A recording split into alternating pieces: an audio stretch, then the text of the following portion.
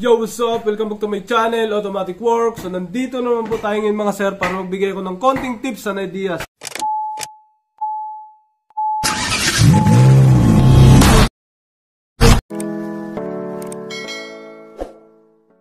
Honda Civic FD, blinking D.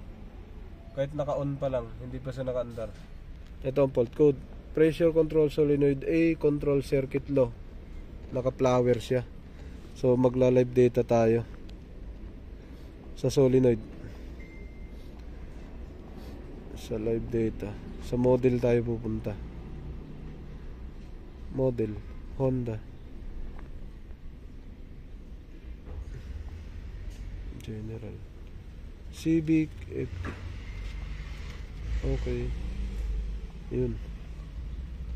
Tingnan muna natin bakit siya ay blinking ka agad.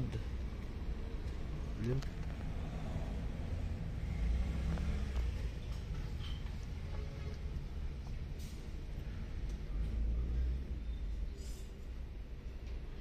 Tagas to ng ano bago ka umalis.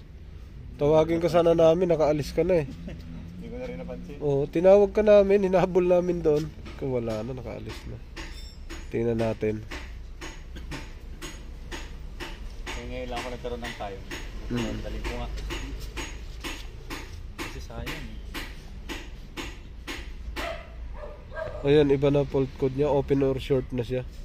Hindi na siya stock of A and B. Ayan. Open or short, isang fault code lang. Back natin. Dataless. Punta tayo sa solenoid valve. Ito solenoid valve. Ayan. Inside babaw. Oh, ito lang. 1, 2, 3, 4, 5, 6. Trek, paandarin mo. May reading siya na 100. Yung dalawa lang ha. B ang may reading. Yung A wala. B ang may reading, C wala. Start lang, start. Wala reading eh. Yung Timano to, pagka ganito kaltag to. Kakaltag. Oo, reverse saka drive, malakas to. Sa sitwasyon mo ngayon, hindi gumana ang valve, solenoid valve yan. Wala siyang reading, naka-zero lahat. Reverse mo, Trek. Naka-zero.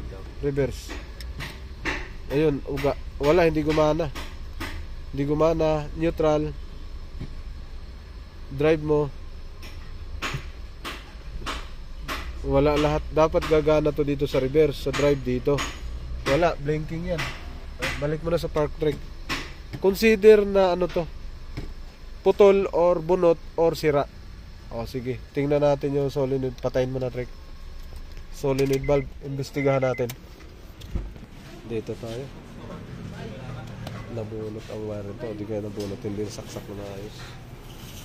Yun, binira na ni Patrick talaga.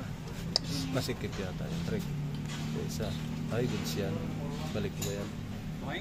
Silipin mo maigi. Wala bang durog? Dapat ganun, dapat? Wala. Wala no. O, balik mo yan. Goods yan, goods. Balik mo. Bakit nyo ginawa yun? Solenoid valve ng Honda Civic FD. Nandun sa ilalim. Pero wala. Pwede mo lakarin ganun eh. Pwede mo talaga. Pero sa kanya. Okay. Kalang Trek. Ako wala. Huwag na.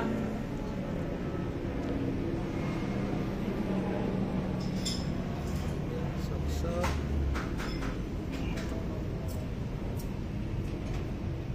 Yun. After natin man. On mo susi. Ito mag-blink. On mo nga. Sige. Blink pa rin. May tama pa yan sa iba. Tingnan mo dito.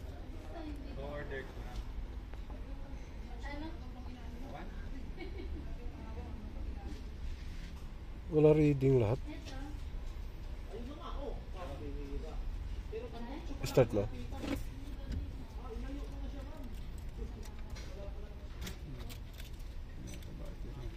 Hindi. Up.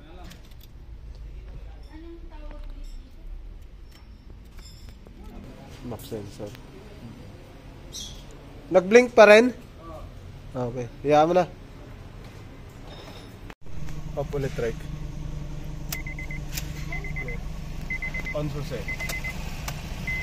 Tingnan natin kung blinking. Wala ang blink. Live data natin. Monitor. Data list. Tingnan natin kung nag-reading lahat. Pero hindi sa lahat ng ayun. May reading na siya. Kita mo? May reading na siya. No? Diba? Hindi lahat ng pagkakataon ganyan din nasira. So kailangan imbestigahan. Start mo. Ay! Ayaw pala umandar to. Pero na-andar naman to eh. Nag-check engine lang, di ba? Sige, start mo. Okay. Yun o. Ayun o. Meron o. Ayan, may reading siya. Buo. Reverse mo, trike. Apak. Reverse. Book. Wala na. Neutral. Drive.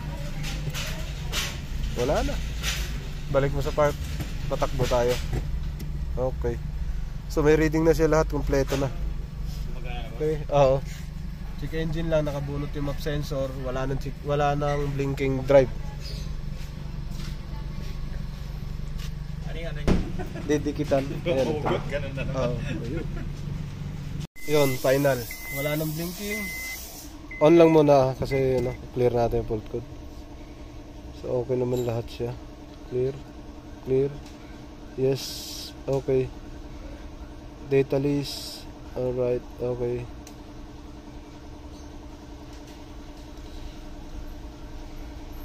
Select all. Wala. Yun. Meron na kaagad siya. Start mo, trike. Oh, pagit na yun. Oh, nag-check engine. Transmission pala yung na-delete ko, trick. Yung pala map sensor, nabunot tayo to. Off mo, trick. Nagbunot pala tayo ng map sensor.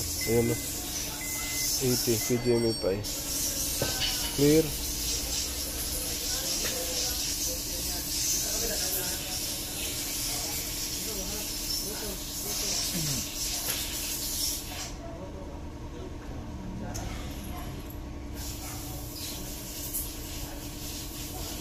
Sige, start mo.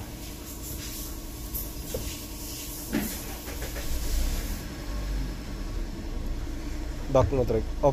On lang, on.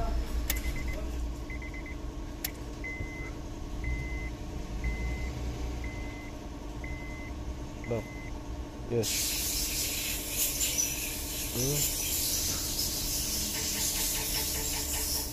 Yun. Nag-clear agad, hindi post mo na. So automatic transmission wala na. Ayun. Clear. Ayun, clear na siya. Wala na check engine. Okay. Start mo. Natin ko mag-blink. Boom. Okay. Test drive na to. Okay na siya. Takbo. Yun. Test drive. Yung sa dati, sir? Apo. Doon pa rin.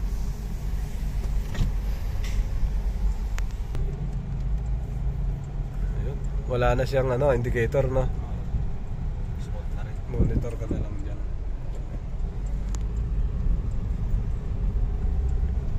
Yung isang doon, yung kulay itim na Honda Civic FD. Ano yun? Sunog? Sunog na sunog? Yung transmission ayaw na gumapang. Opo, yun doon kaliwa tayo doon. Yung pinsan ko dadalhin daw niya nanganak yata yung asawa. Kaya Sige lang. Pagka na siguro makabawi-bawi na. Dalhin mo doon. Kasi ganito din. Iba-iba lang kasi tanatamaan pagka ganito eh. Pagka ganito sira. Wala na. Parang hindi iniinda. Lakas. Bihirang yan. Parang hindi iniinda yung cambio. Pasok lang ng pasok. Kanina parang wala siyang fourth gear, fifth gear. Wala talaga, gawa ng patay ang valve. Yung binasa natin, nakapatay ang valve. Pagka ganoon, wala. Kahit anong automatic, wala. Nakatakbo ako ng 60 ang RPM, 2.5. Nako, Kaya sabi ko, laklak sa gas yun. oo.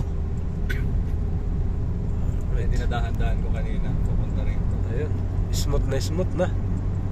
Yan, naka 5th gear na siguro. Yung kung may 5th gear to, 5th gear na yan. Okay, tapos na. Balik na tayo. Kung may doon pa siguro, may lusutan. Yun. Hindi ko lang nadala busy kasi. Wala dito sa... Malayo, Pangasinan si sir. Yan na. Pwede tayong bumailta na dyan. Tayo ay malapit-lapit lang. Pinipick up lang namin yung sasakyan. Inuwi ko ng Pangasinan nung galing dyan. Okay, Smooth, problema. no? Pagdating doon, nung Layo, no? sa garahe Pangasinan. na, nung ginamit ko mga after 2 weeks, daming Fluid. daming sa Oo. sa ilalim. Kaya tumawag ako nun. Tama.